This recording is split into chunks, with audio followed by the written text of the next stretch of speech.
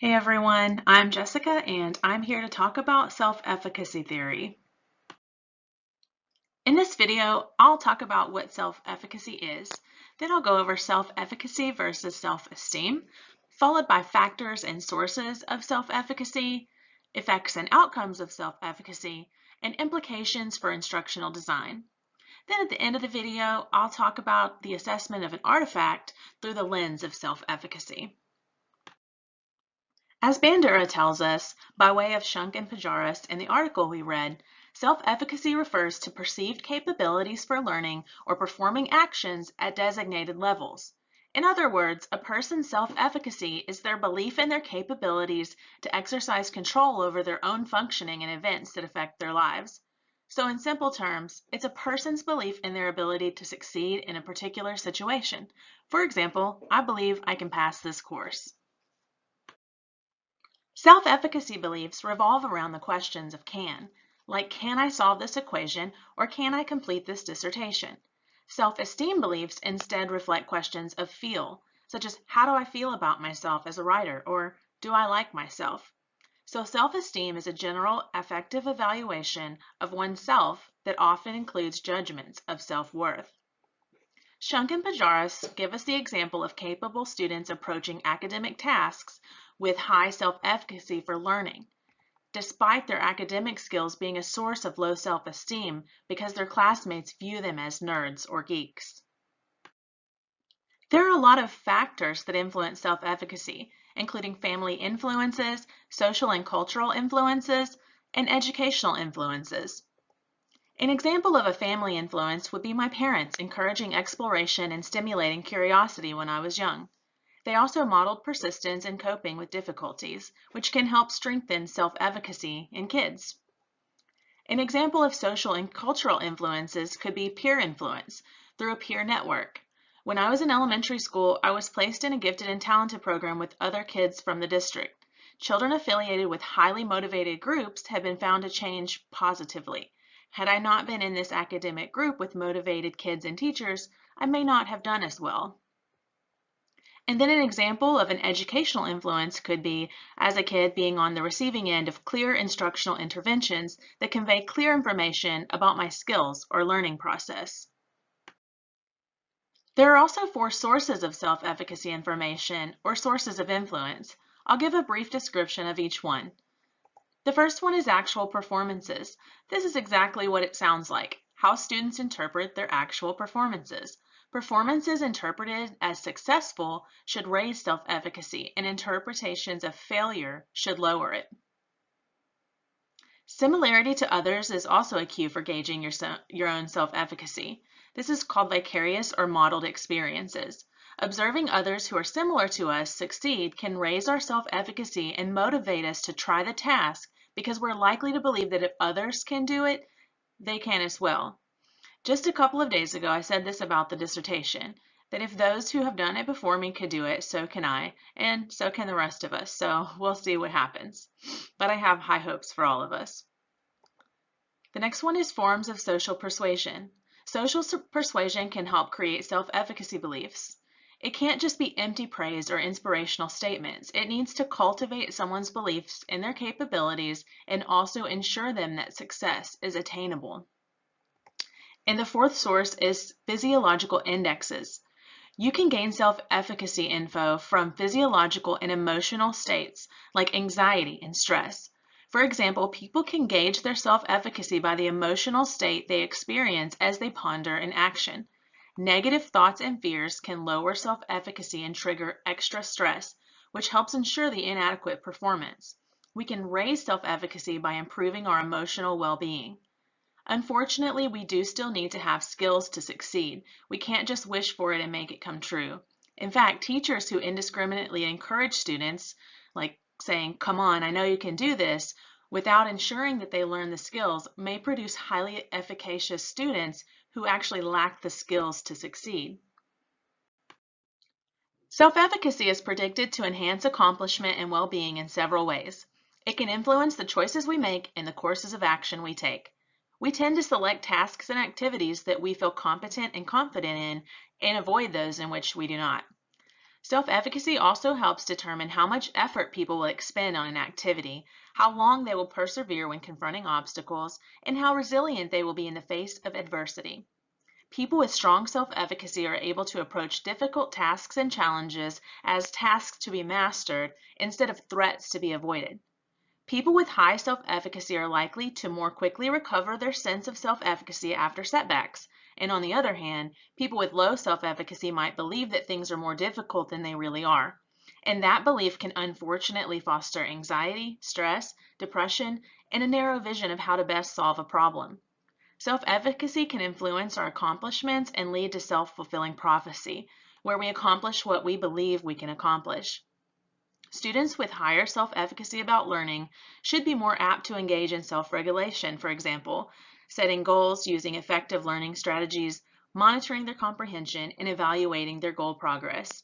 They should also be more apt to create effective environments for learning, such as eliminating or minimizing distractions and finding effective study partners. When designing instruction for the classroom, teachers can have students pursue specific goals, expose children to social models, provide them with performance feedback, teach them learning strategies, have them verbalize strategies while they apply them, link rewards to their learning process, and have them monitor and evaluate their learning process. All of these things can help inform students of their learning process, which can raise self-efficacy. Another thing to think about is teacher self-efficacy, which refers to personal beliefs about one's capabilities to help students learn. Social cognitive theory says that self-efficacy should influence the same types of activities that student self-efficacy affects: choice of activities, effort, persistence, and achievement. Teachers with higher self-efficacy are apt to develop challenging activities, help students succeed, and persist with students who have difficulties. And as mentioned earlier, we have to make sure we have sound instructional design to ensure students are actually learning, not just believing that they're capable of accomplishing tasks. And how can all this help ensure we're designing high-quality instructional artifacts? Well, we can think about those 4 sources of self-efficacy and try to incorporate opportunities for learners. Again, those were actual performances, vicarious experiences, forms of social persuasion, and physiological indexes. We can also foster or enhance self-efficacy in the workplace when implementing professional development programs. For example, we can use a needs assessment to identify gaps in knowledge and skills and examine the strengths and goals of employees who will attend our training sessions. We could also use an instructional design model that includes opportunities for modeling, guided mastery, and feedback. For example, something we've learned about before and that I talked about briefly in my dossier, Merrill's first principles of instruction. These principles encourage problem-based learning and provide opportunities for learners to activate prior skills and knowledge, view new information through modeling, apply new skills through practice, and integrate new knowledge into their own work. Let's take a look at an artifact and see if students might feel efficacious to learn the materials. The artifact I chose for this module is an educational video that tells kids facts about space, but it's also a workout video. I would say that it's more about getting the kids to work out and do the workout steps than it is to remember the facts about space, but we'll check it out anyway. I'm going to show a short clip now. The alien boss, we have to defeat it with our star power, but we are going to need a lot of star power, so we need to do 20 star jumps. Do you remember what a star jump looks like? Yes! Let's quickly practice. Very good. So remember, 20 star jumps. Now we need to hurry up. Let's run.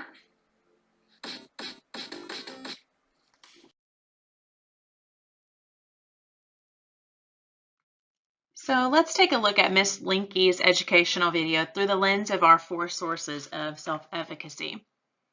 First up, actual performances. If students interpret their performance as successful, it should raise self-efficacy. Miss Linky frequently says things like "great job" and "well done." This is simple feedback, and since it's a video, it says it regardless of whether the viewer is actually performing the actions, but it does have an element that might promote self-efficacy. This video also uses modeling or vicarious experiences. Although Miss Linky isn't a peer, the kids viewing the video observe her succeed in dodging obstacles and defeating the alien boss by using the learned exercise moves. So again, this might help promote self-efficacy. Another thing to think about is that there are student voices in the background that the learner could hear, and although you're not seeing them, the enthusiasm experienced and felt by those other kid voices might contribute a little bit to something like a vicarious experience. Next up, forms of social persuasion.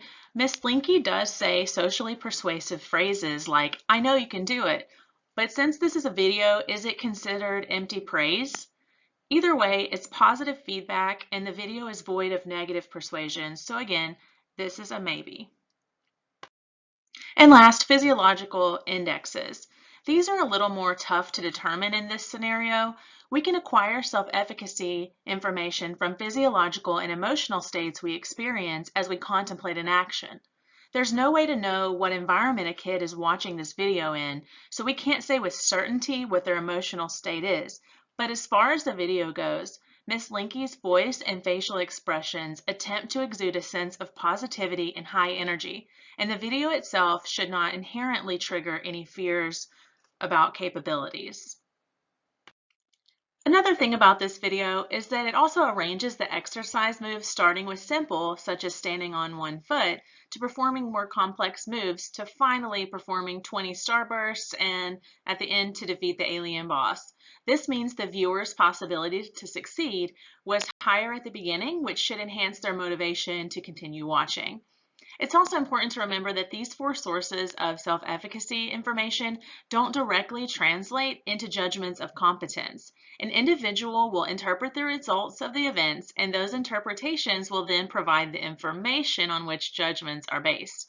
But while the video might not directly contribute to the instant self-efficacy, it does include elements that have potential of contributing to positive self-efficacy, especially over time and in combination with other factors and sources of self-efficacy. I hope that made sense. Thank you for watching, and I look forward to watching everyone else's video.